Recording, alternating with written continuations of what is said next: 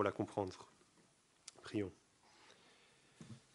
Oui, notre Dieu, on te remercie pour ta parole qui est précieuse, qui nous révèle Jésus.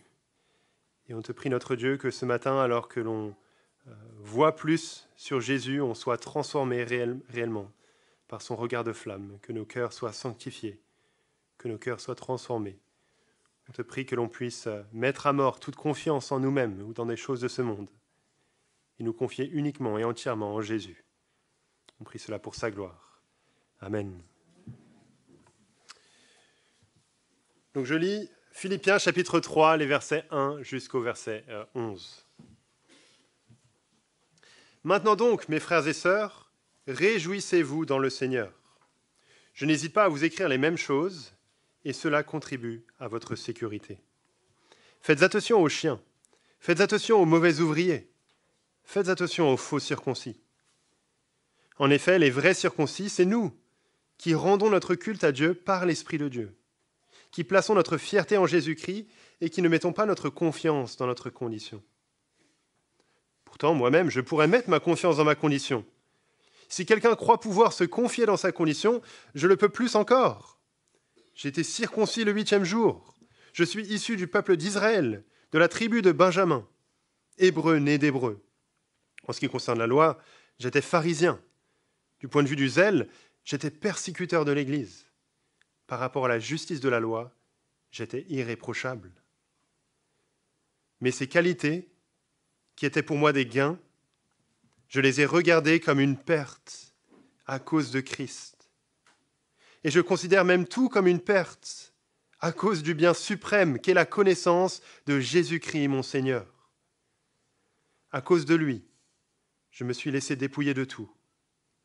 Et je considère tout cela comme des ordures, afin de gagner Christ et d'être trouvé en lui, non avec ma justice, celle qui vient de la loi, mais avec celle qui s'obtient par la foi en Christ, la justice qui vient de Dieu et qui est fondée sur la foi. Ainsi, je connaîtrai Christ, la puissance de sa résurrection et la communion à ses souffrances, en devenant conforme à lui dans sa mort, pour parvenir d'une manière ou d'une autre à la résurrection des morts. Ce passage va nous montrer l'importance de placer notre confiance au bon endroit. Je ne sais pas si vous avez déjà placé votre confiance en quelque chose et cette chose ne s'est pas révélée être fiable.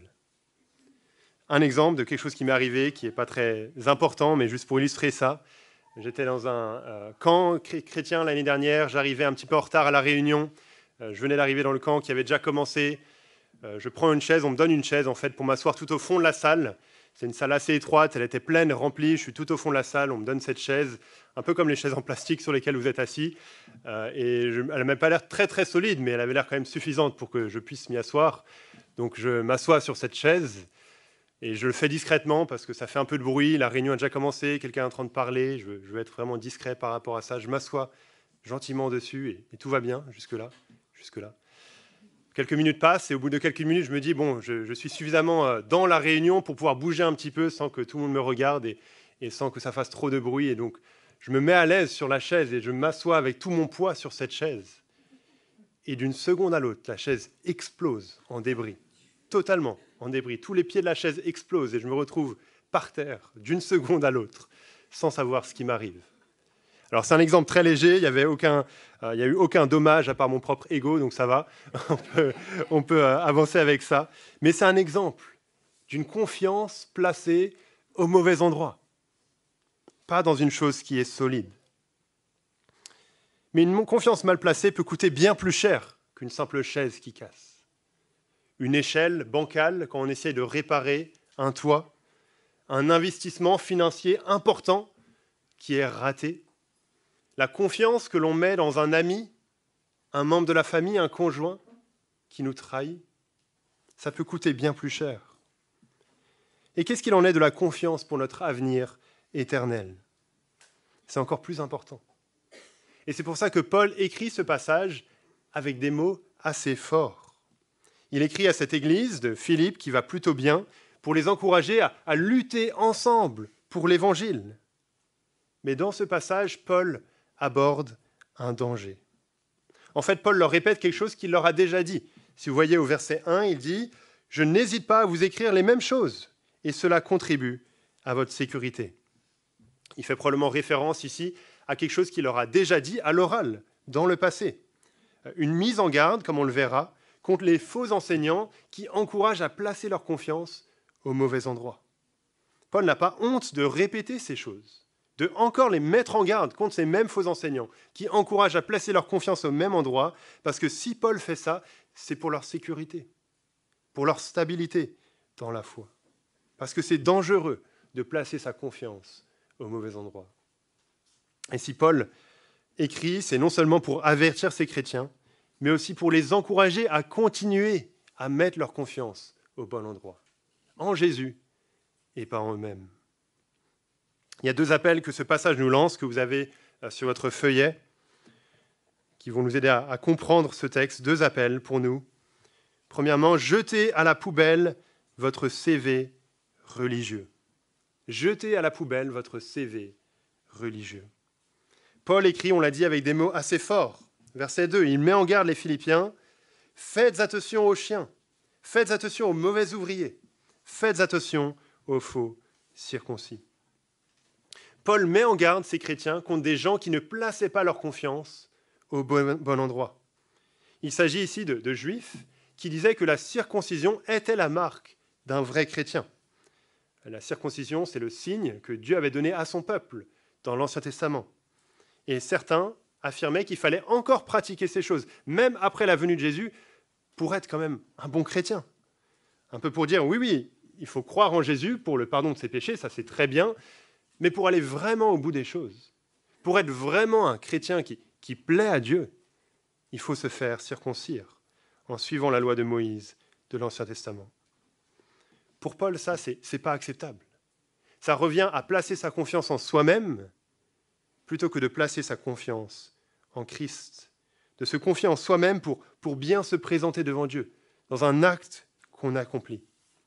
Et c'est pour ça que Paul utilise des mots assez forts ici. Faites attention aux chiens, il dit. Dans un contexte juif, les chiens évoquaient l'impureté. Les chiens mangent tout ce qui traîne.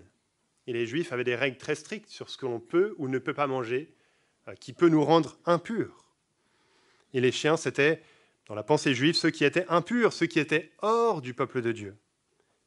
Mais ici, Paul renverse les choses.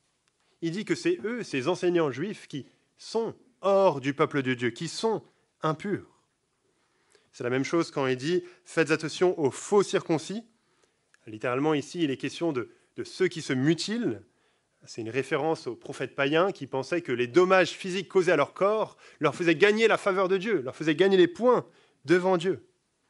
Paul parle ici de ces Juifs qui sont circoncis et qui demandent à d'autres d'être circoncis pour avoir vraiment un privilège devant Dieu. Et Paul refuse d'appeler ce qu'ils font la circoncision. Il dit que c'est plutôt de la mutilation. Donc à nouveau, il renverse les choses.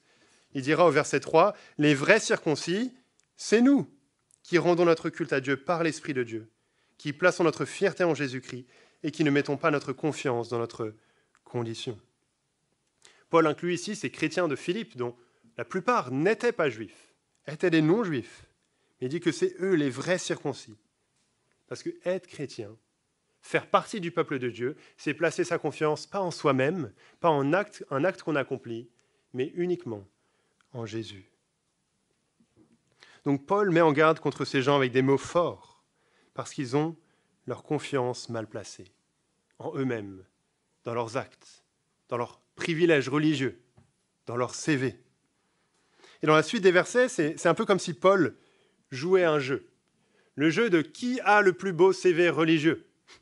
Paul veut dire, mais vous voulez jouer à celui qui a le plus de crédit devant Dieu, je gagne largement, je gagne haut la main. Au verset 4, il dit « Pourtant, moi-même, je pourrais mettre ma confiance dans ma condition. Si quelqu'un croit pouvoir se confier dans sa condition, je ne peux plus encore. » S'il y en a bien un qui peut gagner la compétition du meilleur religieux, c'est bien Paul. Et il va lister ici toutes ces médailles religieuses, plein de choses qui, aux yeux des Juifs, auraient été impressionnantes. Certains privilèges qu'il a hérités, qu'il a reçu par naissance. Il est né au bon endroit, dans la bonne tribu, il est hébreu pure souche, on pourrait dire. Mais il y a d'autres choses qu'il a acquis par lui-même, qu'il a gagné par ses propres efforts. Il avait choisi de faire partie du club des pharisiens, le parti juif le plus strict. Il persécutait les chrétiens, ceux qui semblaient renier le judaïsme, avec zèle. Et il respectait la loi de Moïse à la lettre, de manière impeccable. Vraiment, Paul était le meilleur des Juifs, la crème de la crème des Juifs. Et il ne dit pas tout ça pour se mettre en avant, mais il dit ça pour faire un contraste avec la suite, où il va dire que tout ça n'est rien pour lui, ne sert absolument à rien devant Dieu, et qu'il a rejeté toute confiance dans ces choses pour se confier en Christ. Paul refuse de mettre sa confiance dans ses privilèges religieux. Son CV religieux a beau être le plus impressionnant au monde, il l'a pris et il l'a jeté à la poubelle. Il l'a mis de côté, parce que son CV ne peut rien lui apporter devant Dieu. Et ce passage nous invite à faire la même chose, à jeter à la poubelle toute confiance dans notre CV religieux. Quelqu'un disait que pour savoir où on met notre confiance, où on place notre confiance, il faut compléter la phrase suivante. Dieu, tu dois m'accepter parce que. Dieu, tu dois m'accepter parce que. Comment est-ce que vous compléteriez la phrase? Honnêtement, je crois que beaucoup aujourd'hui compléteraient la phrase en disant « Dieu, tu dois m'accepter parce que j'essaye de faire du bien autour de moi. Dieu, tu dois m'accepter parce que je ne suis pas si mauvais que ça, au final, comparé à d'autres. » Et c'est la manière dont la religion semble fonctionner. La religion nous donne une motivation à faire le bien autant qu'on peut pour rendre Dieu satisfait, pour que Dieu nous laisse rentrer un jour au paradis. Mais tout ça, ça revient à se confier en soi-même. Ça revient à penser qu'on pourra un jour se présenter devant Dieu et dire « Mais Dieu, regarde mon CV. Pas mal, non? Ça t'impressionne un petit peu, non ?» Au final, ma confiance, mon assurance d'être accepté par Dieu dépend de ma capacité à faire le bien ou de ma capacité à ne pas faire le mal. C'est un peu la même chose quand on pense « Ah, mais je suis chrétien parce que je vais à l'église. Je suis chrétien parce que mes parents sont chrétiens. Je suis chrétien parce que ma culture m'encourage dans ce sens. » C'est penser qu'il y a certains privilèges que l'on a qui font que l'on est dans le camp de Dieu. Des privilèges qui viennent de nous-mêmes. Et c'est faire la même erreur que ce passage dénonce. Mettre de côté Jésus pour se confier dans notre condition, pour se confier en nous-mêmes. Et il faut reconnaître que c'est possible de faire cela de manière encore plus subtile. De dire qu'on est sauvé par grâce, qu'on se confie en Jésus uniquement par la justice que Dieu nous donne, c'est uniquement par la grâce, rien ne vient de nous-mêmes. C'est possible de dire toutes ces choses-là tout en gardant une main attachée à notre CV religieux, tout en gardant une petite confiance dans certaines choses qu'on amène, que l'on fait. On continue à se confier d'une certaine manière en des choses qui, quand même, sont des preuves que ma vie chrétienne va bien. Quand même des choses qui sont des preuves que Dieu doit être plutôt content avec moi. On peut penser, je me sens mieux devant Dieu parce que je rate jamais l'église de dimanche. Je me sens mieux devant Dieu parce que j'arrive toujours à l'heure au culte, parce que j'ai servi une semaine dans un camp chrétien, parce que je lis la Bible et prie quasi tous les jours, parce que je sers à l'église plus que d'autres et surtout plus que lui, parce que je donne régulièrement de l'argent à l'église. Toutes ces choses, bien sûr, sont bonnes. C'est des choses qu'un cœur né de nouveau va faire. Il ne faut pas se débarrasser de ces choses, mais il faut se débarrasser de toute confiance dans ces choses. De penser que ces choses sont des raisons pour lesquelles Dieu devrait nous accepter. Des raisons pour lesquelles Dieu devrait être content avec nous. Il faut jeter notre CV religieux à la poubelle et il faut le laisser dans la poubelle. Ce n'est pas ça qui définit notre relation avec Dieu. Ce n'est pas ça qui définit le regard de Dieu à notre égard. De faire ça, ce serait de mal placer sa confiance. Mais en écrivant ces versets, Paul veut aussi donner des bons critères à ces chrétiens, pour que ces chrétiens puissent par eux-mêmes repérer ceux qui enseignent à placer leur confiance en eux-mêmes plutôt qu'en Christ. Il veut équiper ces chrétiens. Oui, c'est le rôle des enseignants dans l'Église de dénoncer les faux enseignements, mais c'est le rôle de chaque chrétien dans l'Église, de chaque membre de l'Église, d'être équipé pour cela, de reconnaître un faux enseignement d'un bon enseignement. Et donc ce passage devrait être pour nous aussi une mise en garde contre des prédicateurs aujourd'hui qui encouragent à mettre notre confiance en nous-mêmes plutôt qu'en Christ. Et il y en a beaucoup aujourd'hui. Et là où c'est subtil, c'est que ces faux enseignants ne vont pas dire « Ah, Jésus n'est pas important, il ne faut pas mettre sa confiance en Jésus, il faut plutôt se confier en soi-même ». Non, ils ne vont pas dire ça. Ils vont dire que Jésus est important, qu'il faut se confier en Jésus, que c'est uniquement par Jésus qu'on est sauvé, mais qu'il faut aussi vraiment avoir confiance en soi-même. Ou alors ils vont parler tellement de confiance en soi que ça éclipse toute confiance qu'on devrait placer en Jésus. Un exemple, voici les titres des derniers articles et vidéos que j'ai trouvés sur certains des sites chrétiens évangéliques les plus populaires. J'ai pas cherché longtemps, j'ai pris certains des premiers que j'ai trouvés. Juste les titres. « Ne laissez pas la peur vous freiner.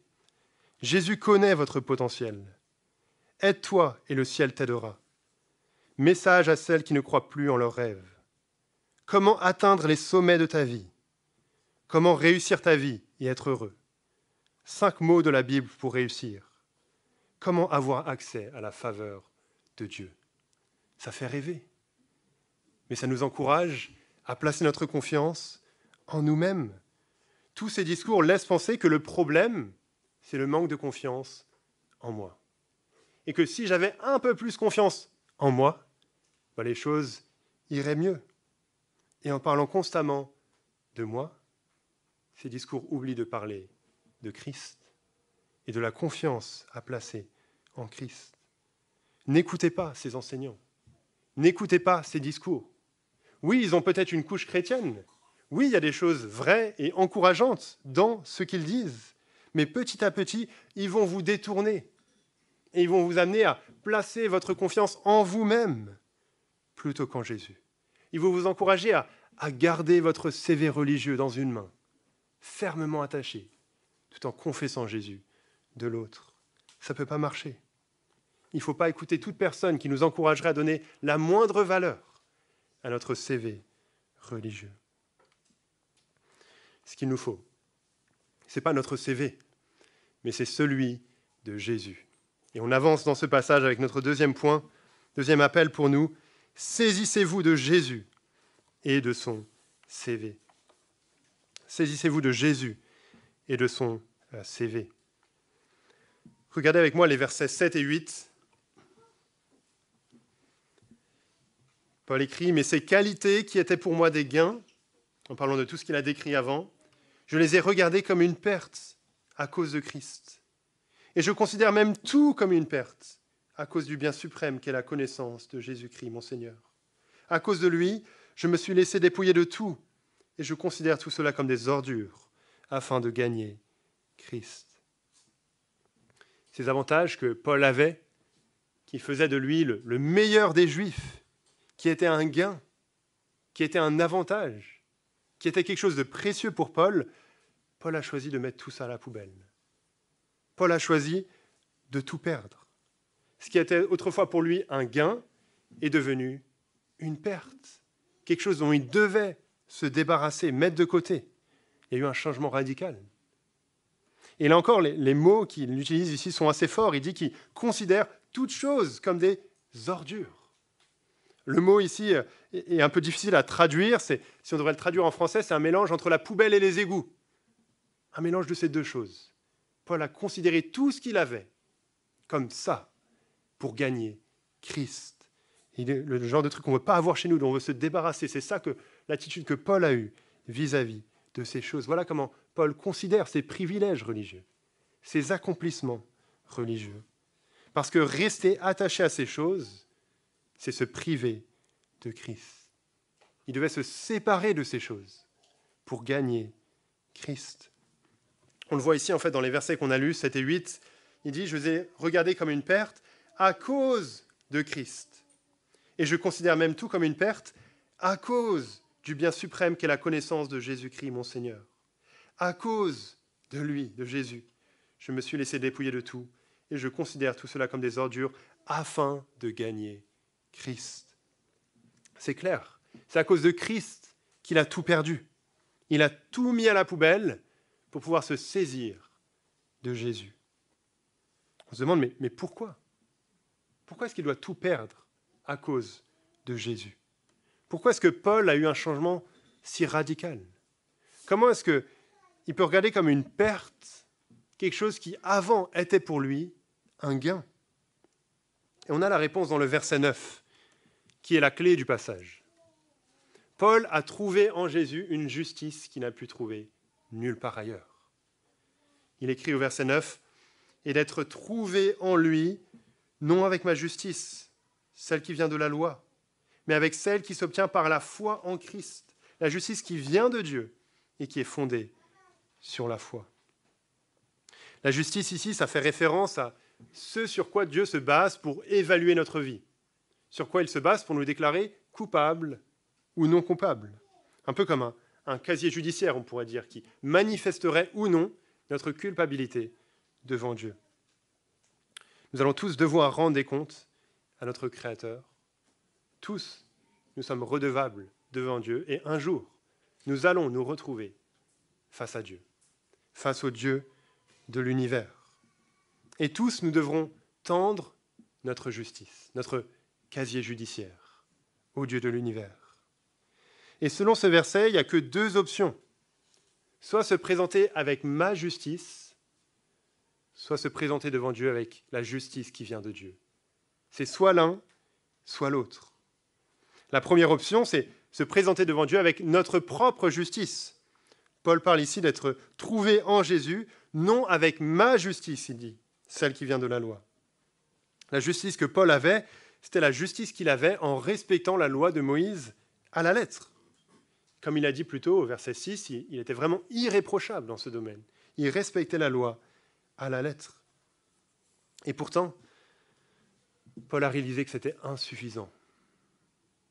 Il avait beau respecter la loi à la lettre, il a réalisé que cette justice n'était rien aux yeux de Dieu. Le respect de la loi n'assurait pas la perfection. En fait, au contraire, la loi comprenait des sacrifices qu'on devait offrir pour le péché, qu'on continuait à commettre. Donc Paul avait beau respecter la loi à la lettre, il n'était pas sans péché. Il avait beau être le plus religieux des hommes, ce n'était pas suffisant. Je vous lis une citation de Jonathan Edwards, qui était un théologien américain du XVIIIe siècle, qui dit ceci dans une prédication assez célèbre qu'il a donnée. « Vos soins et votre prudence, tous vos artifices et votre propre justice ont, pour vous garder de l'enfer, l'influence qu'a une toile d'araignée pour retenir la chute d'un rocher. »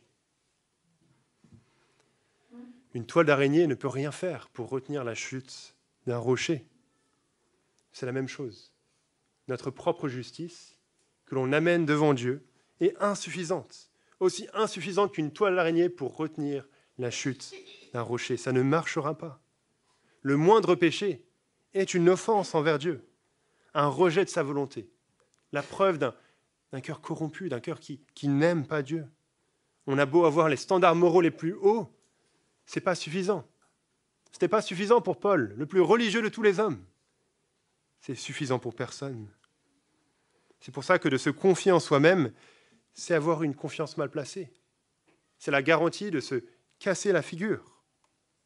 On a besoin d'une autre justice, qui nous est décrite dans ce verset. D'être trouvé en lui, non avec ma justice, Paul dit, celle qui vient de la loi, mais avec celle qui s'obtient par la foi en Christ. La justice qui vient de Dieu, il dit. Voilà la vraie justice, la seule qui marche. La justice qui vient de Dieu et qui s'obtient par la foi en Christ. Ce n'est pas une justice que l'on doit gagner, mais c'est une justice qui nous est donnée. Ce n'est pas une justice qu'on doit mériter, mais c'est une justice qui nous est créditée, qui est mise à notre compte. Ce n'est pas une justice qu'on obtient par nos œuvres, par nos accomplissements religieux, mais que l'on reçoit par la foi en Jésus. C'est la bonne nouvelle de ce qui s'est passé à la croix. La bonne nouvelle de la croix, c'est pas simplement que Jésus paye pour prendre sur lui la condamnation de nos péchés. Oui, c'est ça, et c'est merveilleux, mais ça ne s'arrête pas là. C'est aussi que quand on place notre foi en Jésus, le CV de Jésus nous est donné. La vie parfaite de Jésus, sans aucune tâche, sans aucun péché, sans aucun manquement. La perfection de Jésus est mise à notre compte, devient la nôtre. De sorte que si nous sommes en Christ, quand Dieu nous voit, il voit Jésus dans toute sa perfection, dans toute sa splendeur. Pour utiliser une image, c'est comme si on avait deux dossiers. Il y a un dossier où c'est notre dossier, et l'autre dossier, c'est le dossier de Jésus. Dans notre dossier, il y a la liste de tous les péchés qu'on a commis. Les paroles, les pensées, les actes, toutes les raisons pour lesquelles Dieu devrait nous condamner. Tout est listé là, dans ce dossier. L'autre dossier, c'est le dossier de Jésus. Et ce dossier, il est vide. Il n'y a rien de mauvais là-dedans. Il n'y a rien qui serait une raison de le condamner. Au contraire, il y a toutes ses bonnes œuvres, toute sa perfection, toutes les raisons pour lesquelles Dieu l'accepte. Devenir chrétien, placer sa confiance en Jésus, c'est vivre un échange merveilleux. Notre dossier devient le dossier de Jésus. Il prend sur lui nos péchés et il nous donne à la place sa perfection, son dossier qui devient le nôtre, toutes les raisons pour lesquelles Dieu devrait nous accepter, nous recevoir dans sa présence. Il nous donne sa perfection, il nous donne sa justice. C'est un échange merveilleux qui se passe lorsque l'on place notre foi en Jésus, qui fait qu'on peut se présenter devant Dieu sans crainte d'être rejeté, mais en sachant que Dieu a toutes les raisons de nous accepter, pas sur la base de nos mérites, de notre dossier, mais sur la base de Jésus, de sa perfection, de sa justice. Pas par la confiance qu'on met en nous-mêmes, mais par la confiance que l'on met en Jésus. Et c'est soit l'un, soit l'autre. Ce n'est pas 80% la justice de Dieu qui vient de Jésus et 20% la mienne. Non, c'est soit l'un, soit l'autre. Ce n'est pas 90% je mets ma confiance en Jésus et 10% j'espère quand même que mon CV religieux il jouera pour quelque chose dans l'éternité. Non, c'est mettre à la poubelle totalement toute confiance en nous-mêmes, dans nos accomplissements spirituels et se saisir entièrement et uniquement de Jésus et de son CV. C'est pour ça que Paul a accepté de tout perdre à cause de Christ. Il a tout perdu, mais il a tout gagné. Il a accepté de tout perdre pour tout gagner. Il a gagné en Jésus le pardon des péchés, la vraie justice, la paix avec Dieu pour l'éternité. C'est ça qui fait que Paul peut considérer tous ses privilèges religieux même comme des ordures, comme des choses à se débarrasser. Ce n'est pas que ces choses sont mauvaises, mais c'est que la confiance en ces choses est mauvaise. Il faut mettre ça à la poubelle. Se confier en ces choses, même un tout petit peu, c'est se priver de Christ. Peut-être que vous êtes nouveau ici dans cette église, vous fréquentez depuis quelques dimanches, ou vous êtes nouveau en train de découvrir un peu ces vérités-là, ce qu'est la foi chrétienne, ce que ça veut dire d'être chrétien. Je ne sais pas ce que ça vous fait d'entendre que vous allez un jour vous présenter devant le Dieu de l'univers. Je ne sais pas si vous avez déjà réfléchi à cette question, mais je vous encourage à y réfléchir et à vous demander, mais avec quelle justice est-ce que vous voulez vous présenter devant Dieu ?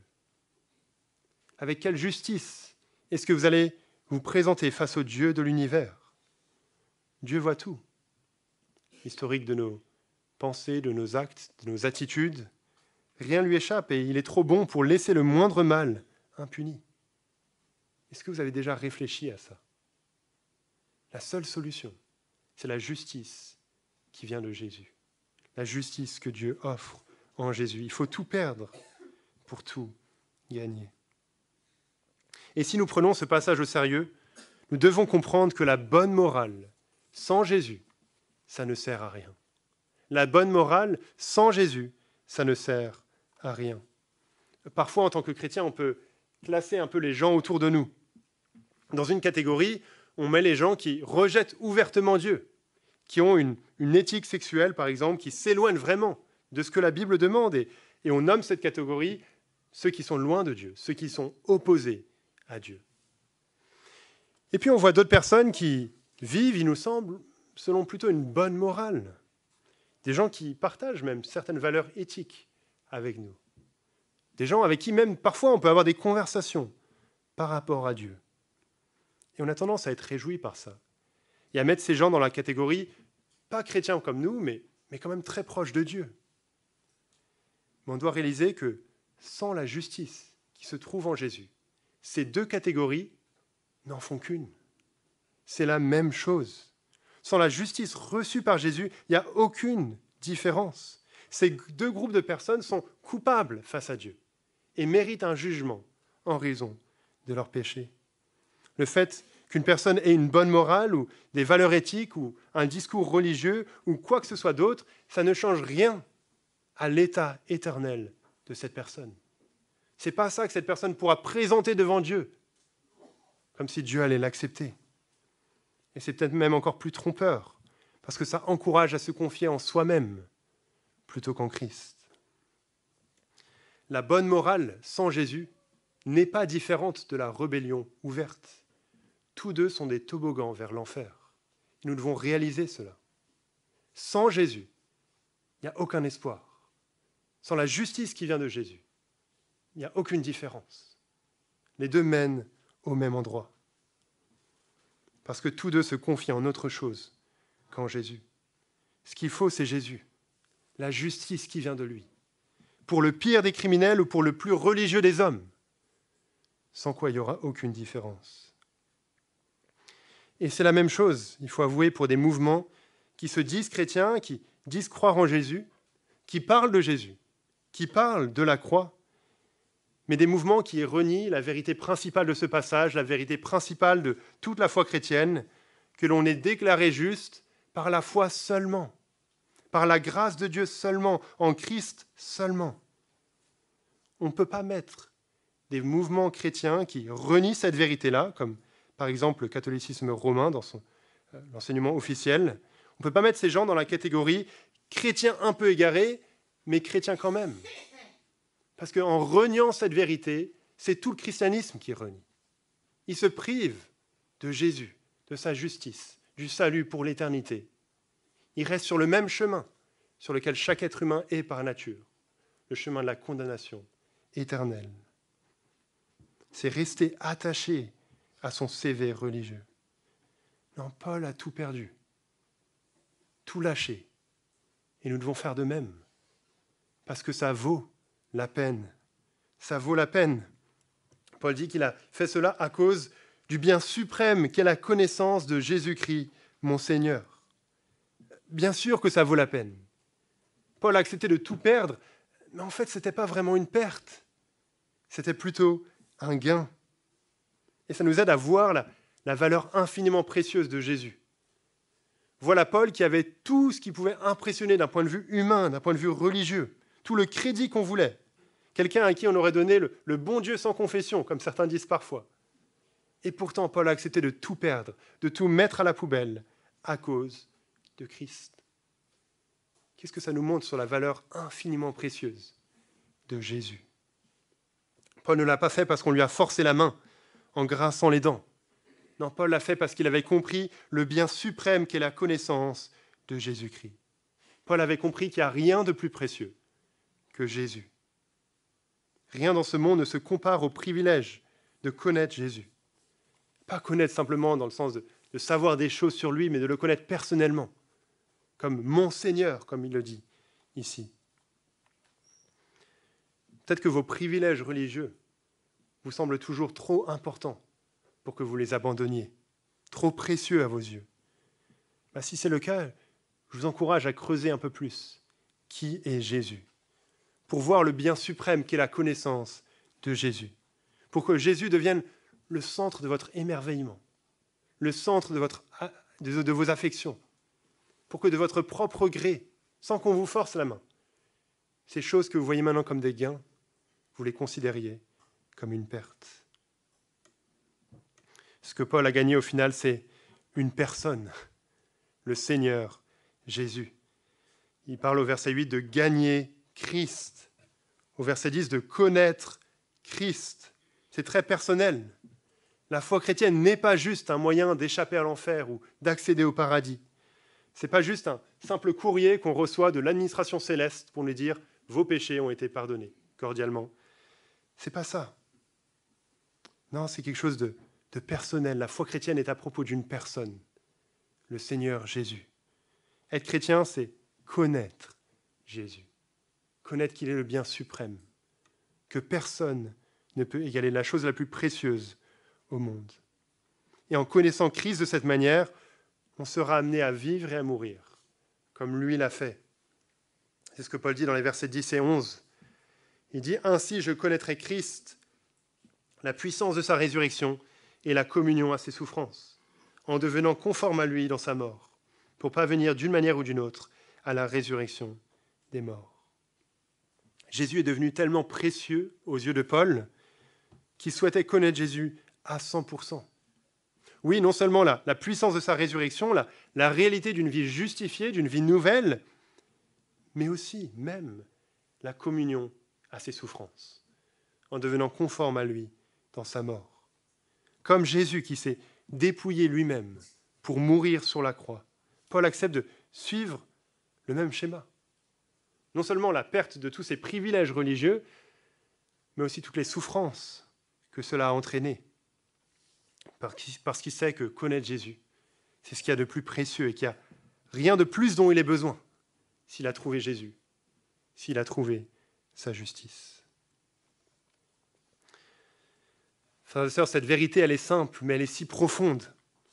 On se présente devant Dieu avec la justice de Jésus. Et toute notre confiance, toute notre paix, toute notre joie se trouve dans ce verdict que Dieu rend quand il voit la perfection de Jésus. Ce verdict par lequel Dieu nous accepte. Ce verdict par lequel Dieu nous approuve si nous sommes en Jésus. Il faut qu'on repose notre âme sur Christ. C'est le seul sol solide sur lequel nous reposer. Mais pour faire ça, il faut qu'on renonce volontairement à placer notre confiance en quoi que ce soit d'autre. Il faut dire comme Paul, je considère même tout comme une perte à cause du bien suprême qu'est la connaissance de Jésus-Christ mon Seigneur. Et quand Paul parle ici de tout considérer comme une perte, c'est plus large que simplement ses privilèges religieux. Oui, il a parlé de ça, mais ensuite il dit, mais même toutes choses, je les compare comme une perte. Il s'agit ici, comme le disait Matthew Henry, un commentateur du passé, des plaisirs de ce monde et des simples privilèges extérieurs, quels qu'ils soient, ou toute autre chose qui pourrait entrer en compétition avec Christ pour le trône de notre cœur. Il faut rejeter toute chose qui pourrait entrer en compétition avec Christ pour le trône de notre cœur. Il y a une foule de choses aujourd'hui qui entrent en compétition avec Christ pour le trône de notre cœur. Des choses qui sont bonnes, pas des choses qu'on doit rejeter, mais des choses dans lesquelles on est tenté de se confier. Des choses qui nous font nous sentir bien, qui nous donnent la vraie paix, dans lesquelles on est tenté de se confier pour trouver réellement le bonheur durable. Ma famille, mon travail, un projet sur lequel j'ai longtemps travaillé qui est enfin terminé, un projet de travaux, une voiture, un nouveau téléphone, la bonne opinion que les gens ont de moi, du temps passé sur les réseaux sociaux, mon équipe de sport qui gagne, et plein d'autres choses qu'on pourrait ajouter. Si ces choses ont lieu et continuent, alors ça va, je me sens bien.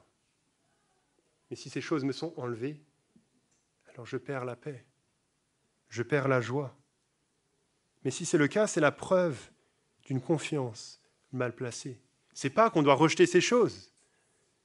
On doit refuser de mettre notre confiance, trouver notre vraie joie, notre vraie paix dans ces choses et reposer plutôt notre âme sur un sol bien plus solide, sur la justice que l'on reçoit en Jésus, sur le verdict de Dieu à notre égard, que nous sommes acceptés par lui, pas sur la base de nos mérites, de nos privilèges, mais sur la base de sa grâce. Paul voulait que les Philippiens soient joyeux. Il commençait d'ailleurs le verset 1 en disant « Réjouissez-vous dans le Seigneur ». C'est seulement en reposant notre âme sur Jésus, en sa justice, qu'on pourra trouver la vraie joie, la joie qui dure, la joie qui ne bouge pas avec les circonstances. Si on sait que Dieu nous accepte, pas sur la base de notre passé ou de nos actions ou de nos performances spirituelles du jour, mais sur la base de ce que Jésus a fait sur la croix, de son amour, de sa grâce, une vérité fixe qui ne peut pas bouger. Si on sait ces choses, est-ce qu'on ne devrait pas être les plus joyeux de tous les hommes? Est-ce qu'on ne pourrait pas avoir une joie stable, qui dure jusque dans l'éternité? Seule la justice qu'on trouve en Jésus peut nous donner cette joie. J'aimerais terminer avec une histoire de John Newton, celui qui a écrit Amazing Grace, vous connaissez peut-être.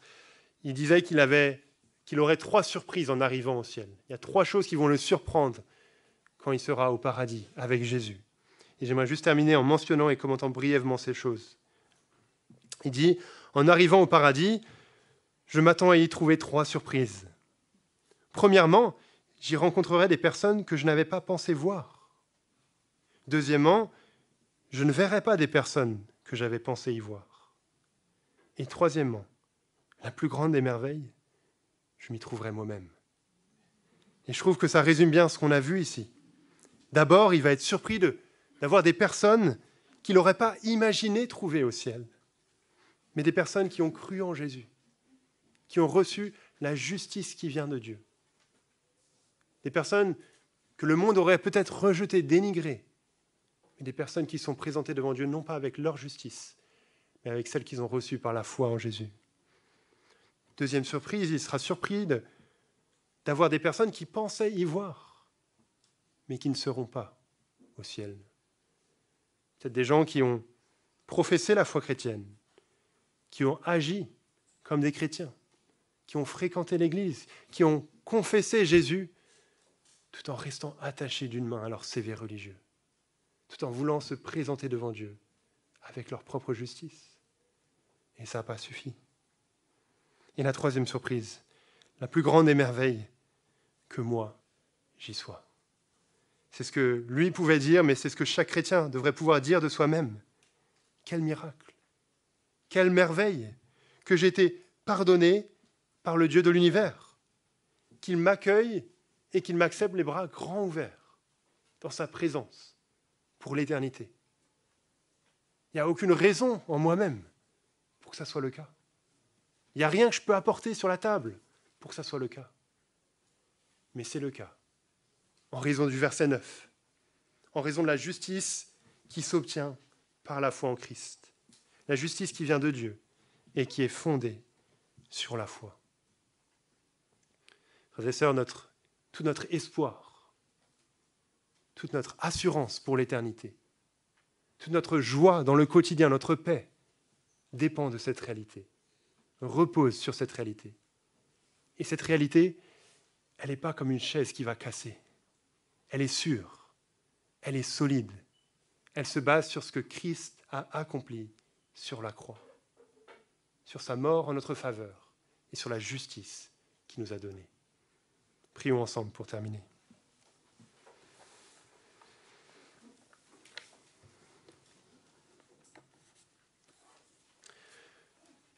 Oh, notre Dieu, nous te remercions pour l'espoir que nous pouvons avoir dans ce monde.